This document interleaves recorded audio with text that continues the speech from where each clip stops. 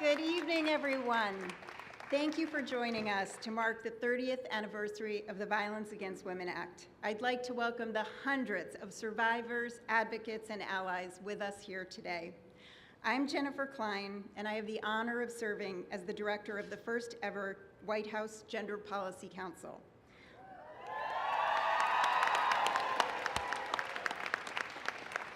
While there is still so much to do to end gender-based violence, today we reflect on the progress we've made over the last 30 years. When people were still whispering about domestic violence, then Senator Biden started a national conversation. He gave survivors a microphone they never had before, and he listened, and he forced others to listen. He stood up for women and girls, as he always has and always does. Alongside courageous survivors and advocates, he forced the country to face what it had ignored for far too long. The Violence Against Women Act fundamentally transformed our nation's laws and culture. President Biden, with all of you, has worked to strengthen this law ever since. And this president, vice president,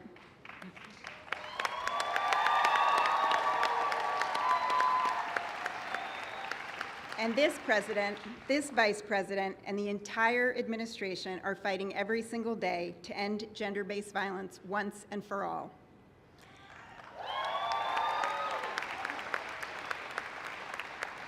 Now, I have the great honor of introducing the first of our incredible speakers, our nation's poet laureate, Ada Limon.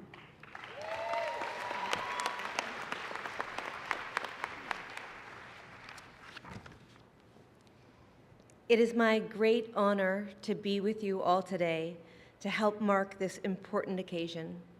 When I was first asked to attend today's ceremony, I thought I'd read a poem I had already written.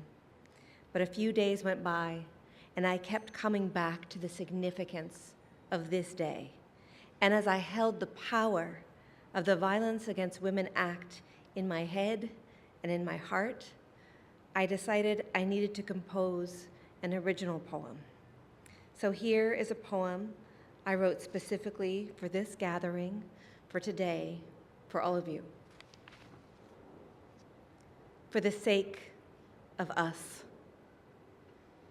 Out of the burst of air that is breath caught and breath returned, out of cloud cover, out of clover leaf and glue, out of private disasters and the spinning webs of fall's wind, what is woven, what is brilliantly designed to hold our own bright selfhood, comes into focus. Out of break and bonding, out of new shoots of blossoms and the outline of fallen leaves, out of one voice calling and more voices echoing, out of who we are erased of unease, only the original tender thing, out of our own groundedness that is not unfounded, but of this earth, the planet's signal that blinks, you belong. You belong. Yes, you too belong. Out of this comes our own sovereignty, a sanctity that is not ceremonial, but true.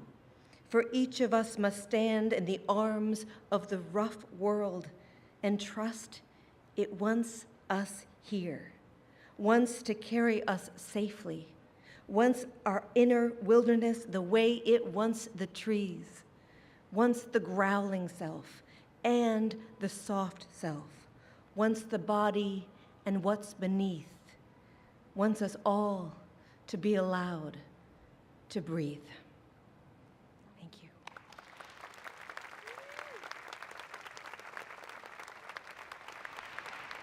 Please welcome Nicole Matthews.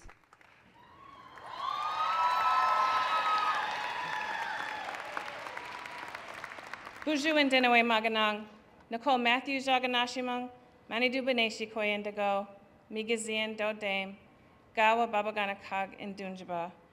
Greetings, my relatives. My English name is Nicole Matthews, and my Indian name means Spirit Bird Woman. I am Eagle Clan, and I'm from the White Earth Band of Ojibwe. I am a survivor of gender-based violence. I am the daughter of a survivor. I am the mother of a survivor. I know firsthand how critical the Violence Against Women's Act is to survivors everywhere.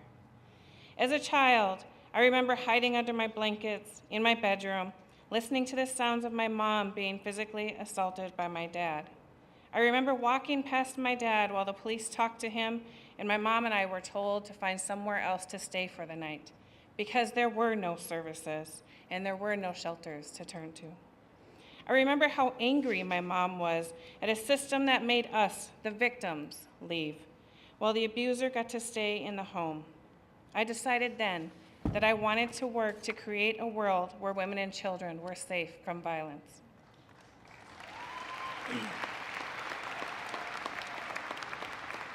Today, I'm the executive director of the Minnesota Indian Women's Sexual Assault Coalition, one of the very first tribal coalitions funded by the Violence Against Women's Act in 2001. I have been with the coalition since its inception, and thanks to VAWA, I've seen incredible changes over the years. I worked alongside our tribal coalition relatives to dream about what safety looks like for our tribal communities, and together, we have helped make those dreams a reality. Because of this historic bill, we now have special tribal criminal jurisdiction over non-Indian offenders. This helps to keep Native women and children safe. We now have protections for our LGBTQ two-spirit relatives. We have programs for transitional housing, shelter, and to address trafficking. We have tribal and culturally specific sexual assault services and legal services for victims, programs for immigrants, and for our relatives in the U.S. territories, not to mention our tribal set-aside. All that and so much more. I think back to that moment with my mom all those years ago, and although she is now in the spirit world, I know we're gonna be okay. There are a lot of people out there that have our back, including one of our greatest champions, President Biden.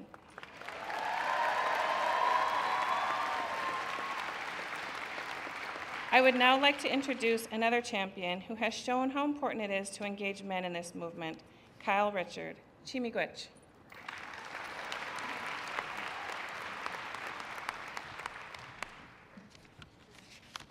Hi, everyone.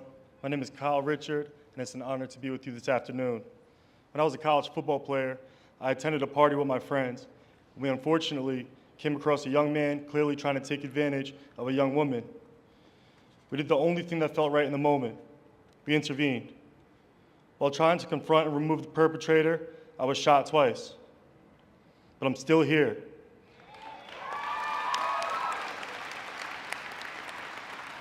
And I still graduated while finishing my college football career. As an athlete, my dream had always been to become a strength and conditioning coach. But after this experience, I became inspired to strengthen something else instead: the culture around violence prevention on college campuses. So I began speaking out. And in 2018, I was honored to receive the It's On Us Biden Courage Award, where I got to speak with President Biden, who at the time was the former vice president. Through his decades of work on the Violence Against Women Act and his commitment to take on gender-based violence, President Biden set the foundation for our work around prevention and support for survivors.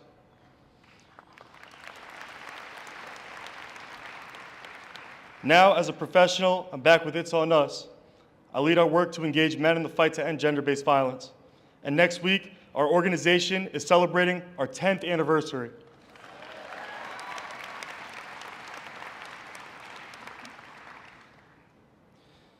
Since President Biden launched It's On Us in 2014, we have empowered millions of college students to take action to prevent sexual assault.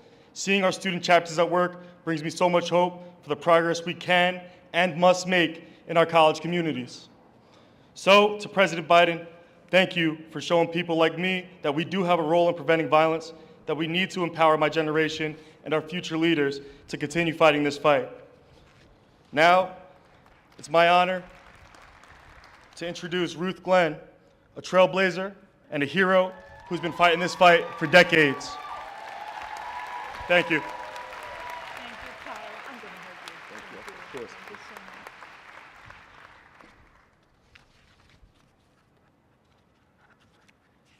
much. Good evening, everyone.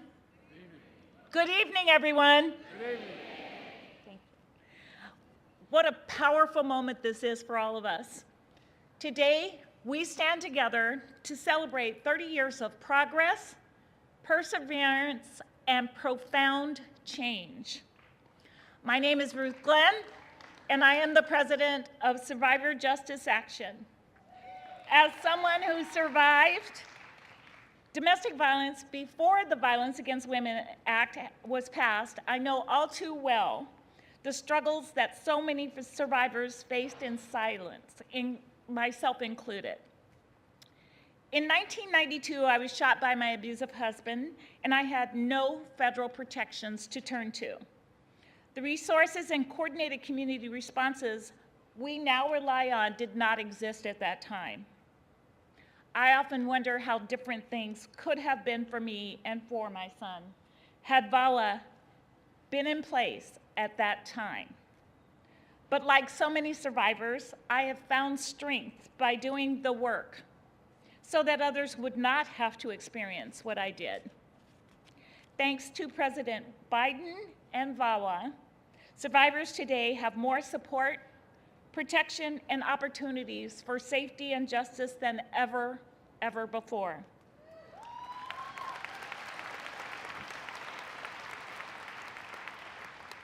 What we could not have known in 1994 was that this law would expand from supporting survivors of domestic violence, sexual assault, and stalking to include dating violence and groundbreaking provisions on housing, legal assistance, economic justice, American Indian sovereignty, and services for the LGBTQ community. We've gone further than we could have ever imagined.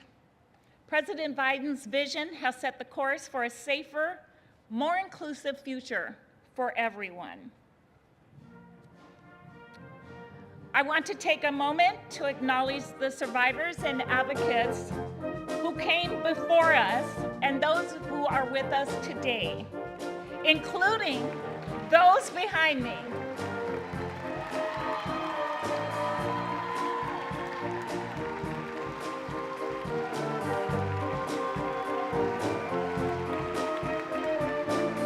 Like many of you in the audience,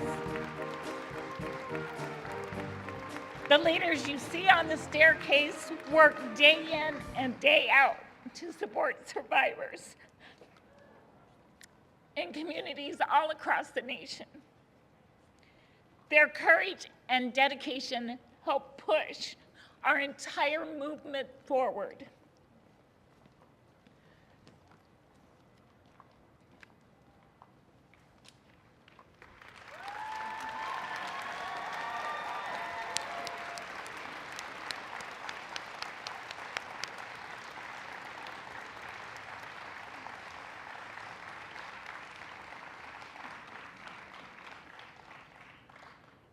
And now, to our Commander-in-Chief, the man whose unwavering support and commitment have helped transform the country's response to domestic and sexual violence.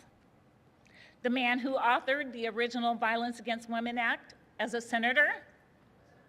The man who fought to strengthen the law again and again as vice president. And the man who today, as our president, continues to fight to ensure every survivor is heard and protected and supported. On behalf of the National Task Force to End Sexual and Domestic Violence and all women, girls, and survivors, thank you, Mr. President.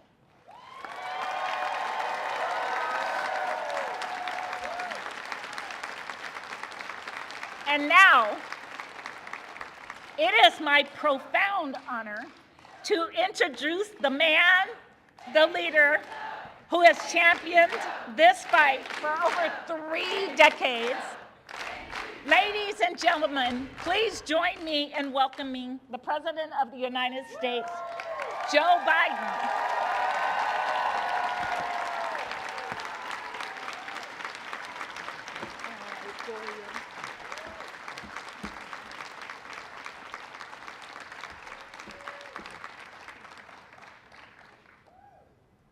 My name's Joe Biden.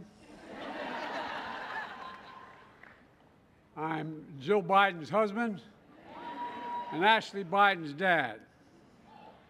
Thank you, Ruth, Nicole, and Kyle, for sharing your stories. Your courage literally inspires the nation, and we stand with you. The entire nation stands with you. You know, my daughter Ashley, the love of my life and the life of my love, she is, anyway, anyway. I get emotional when I talk about her. And thank you, Ada, and your beautiful poetry. It's also an honor to see so many friends, brave survivors, and devoted advocates. And thank you to the bipartisan members of Congress who worked tirelessly, and I mean tirelessly, to ensure and expand what we're doing here today, as well as the reason I put these glasses on, the sun's shining that way, and I want to see you all over there. As well as the late Dianne Feinstein and Representative Sheila Jackson Lee, whom we miss very much. It wasn't too long ago that we as a country didn't want to talk about violence against women as a national epidemic, let alone do something the government had to address. Society often looked away, and so many places violence against women wasn't a crime. It was referred to as a family affair. We were told addressing it would cause disintegration of the family. That's what I got accused of. Biden was disintegrating the family, not a joke. That was a full-blown campaign. And that shelters, this is one that really angered me, shelters that we were putting in place were nothing more than indoctrination centers. Indoctrination. Few police departments had special victims units. And there was no national hotline to call, none. There was a background. That was the background when I first wrote the Violence Against Women Act in 1990.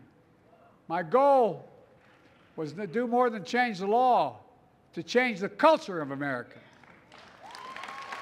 I mean it. Provide more protection and support for survivors, and to create accountability for perpetrators. The way I looked at it, I was raised by a dad, a gentle, decent man. He taught my siblings and me that the greatest abuse of power was to abuse power. And the cardinal sin that a man could do was raise his hand to a woman or a child. So I believed that the only way we could change the culture was by shining a light on that culture and speaking its name. We started holding public hearings, despite senators saying it was too salacious for the public to see. That was one of the arguments. You may be right, Joe, but it's too salacious for the public to see. They won't understand. We had to let America know what was going on. Americans are core, basic, decent people. And I believed that if they could see the truth, we could begin to change things. And that's what happened.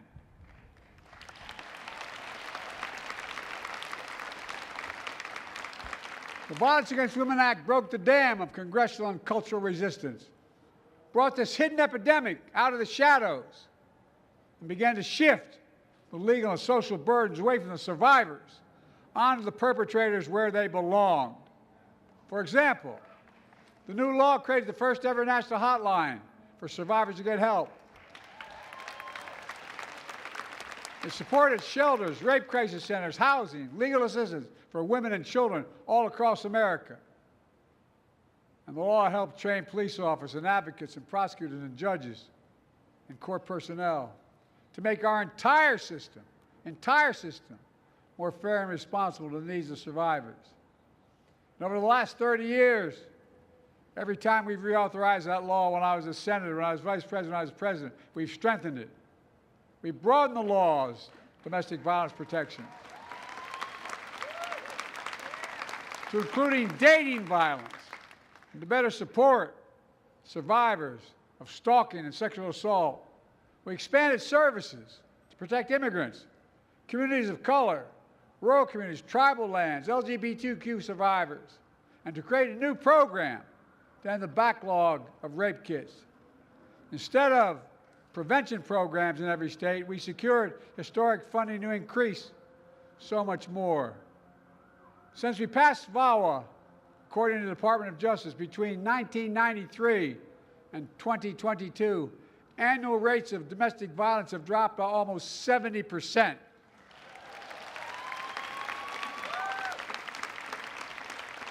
While rape and sexual assaults have declined by more than 55%. And our first ever domestic violence hotline has received over 7 million calls since 1996. It matters. It saves lives. Being able to pick up that phone and call. I remember the first time I listened in. I can hear him. I can see him. He's coming. Please, send somebody. Please, please, please. You know, there's always more to do. Let me just say the first and best decision I made when I was a nominee in 2020 was selecting Kamala Harris as vice president.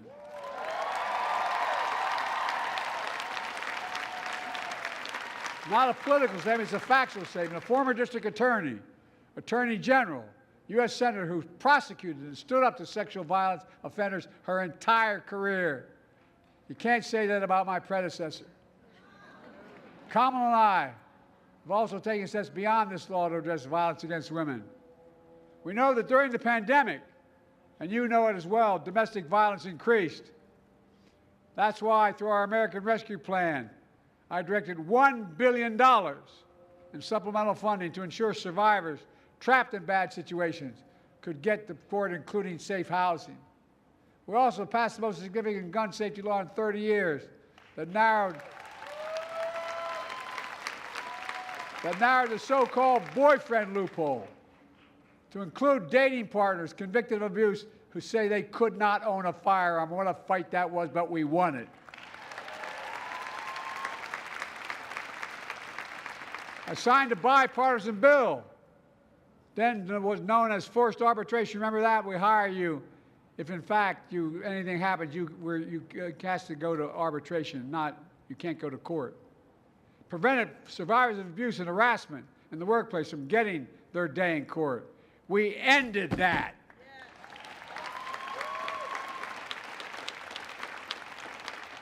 It's amazing the people who oppose us doing that. It just stunned me. And to keep college students safe, we strengthened the protection under Title IX that my predecessor then weakened.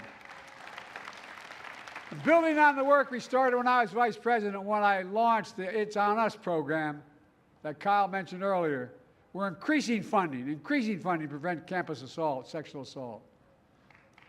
It's important.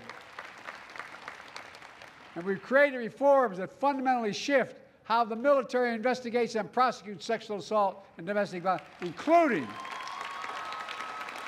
including independent prosecutors who now report outside the military officer command structure. And I want to thank Senator Kristen Gillibrand and Congressman Jackie Spears. Jackie here, I know Kristen couldn't be here. Jackie, if you're here, stand up because you deserve special recognition. I don't see you, but you may be out there. Jackie's leadership in this has made a big difference. For the first time in nearly a decade, the rates of sexual assault and harassment within the active duty military forces are down, finally, down.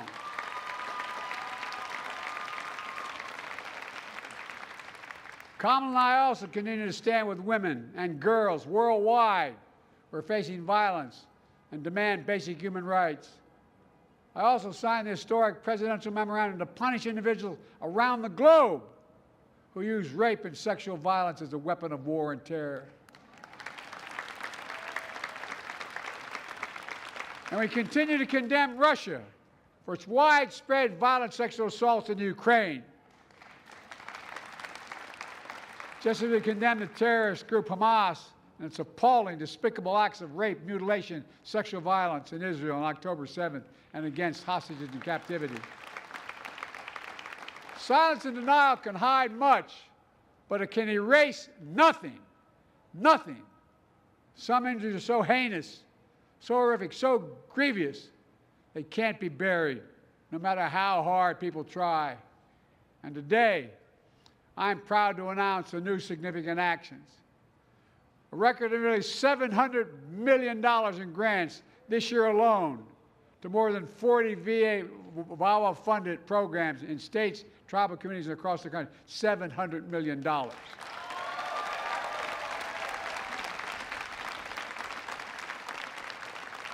We're also issuing new policies to expand housing protections for survivors, give law enforcement more tools to remove guns from domestic abusers, and we're tackling the next frontier of gender-based violence and abuse, deep fake images and videos generated by artificial intelligence. Back in 2022, we established civil protections for those whose intimate images are shared without their consent. It's now a crime. Today, in response to my call to action, we received new commitments from leading technology companies to combat the creation of exploitive deepfake images and to stop distributing and making money off this kind of sexual abuse, which they're doing now. Folks, but the fact is, we know our work never stops. To any survivor who's struggling, I want you to know you're not alone. Doug and I, Kamala and Doug, our entire administration, the entire community have your back. For example, Kamala and I will continue to defend reproductive freedom in America.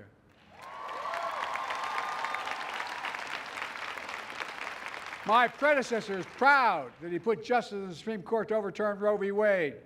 As a result, Republicans are criminalizing doctors, denying IVF treatment, turning women away from emergency rooms, forcing survivors of rape and incest to leave their states to get care. It is outrageous. In its decision to overturn Roe v. Wade, the Supreme Court majority wrote, and I quote, "Women are not without electoral or political power," end of quote. No kidding. No kidding. Talk about out of touch. Clearly, the Supreme Court and my predecessors have no clue about the power of women in America. Let me close with this. The Violence Against Women Act is my proudest legislative accomplishment in all the years I've served as Senator, Vice President, and President. I mean that from the bottom of my heart.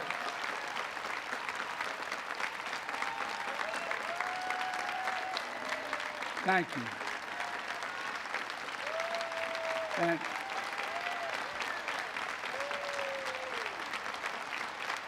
And I'm so proud, so grateful for the heroes I've met along the way, standing up here on these Capitol steps. We're here today and across the country. Women and men who run shelters and rape crisis centers, fighters and allies who stand up to industry titans to expose the truth, survivors who speak up for themselves and empower those suffering in silence. You've changed the nation. You've turned your pain into purpose. And your bravery and spirit are unbreakable.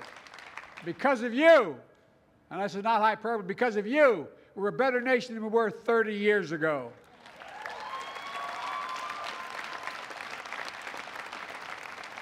By the way, my daughter is a social worker in Philadelphia providing housing for abused women and those coming out of prison. She was going to be here today, but she's ill. She was going to introduce me. I want to thank her and all like her. You all are the reason why, and I mean this from the bottom of my heart. I hear about what a terrible nation. I'm optimistic about our nation. I've never been more optimistic about our future. I really haven't. Just that we have to remember who we are. We're the United States of America. And there is nothing beyond our capacity when we do it together. We're the only nation in the world that's come out of every crisis stronger than we went in. And we're going to continue to fight and end all this scourge that we've had to deal with. God bless you all, and may God protect our troops. Thank you, thank you, thank you.